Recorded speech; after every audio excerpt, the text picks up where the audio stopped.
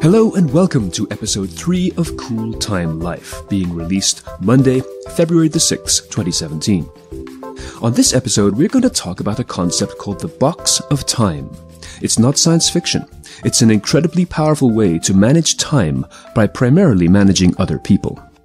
But to do this, we must first talk about bonsai trees. Now, if you've not seen a bonsai tree before, we have a photograph of one up on the show notes, which you can find at steveprentice.com and then click on My Podcasts. But a bonsai tree essentially is a perfectly genetically normal tree that has been placed in a pot to restrain its growth. The pots are usually a few inches wide, and because a tree will only grow as far as the roots can stretch, the hard edge of the pot stops the roots from growing any further and therefore stops the tree from growing any taller. So the art of a bonsai tree is to maintain a perfectly healthy, genetically pure tree in small scale.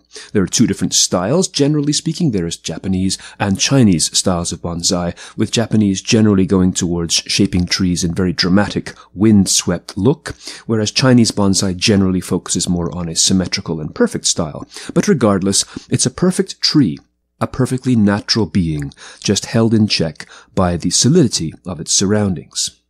Now, what does this all have to do with people and time management? Well, there is a substantial parallel here, because people and trees are both, of course, living creatures, living beings. Human beings need delineations as much as any other kind of life form does as well.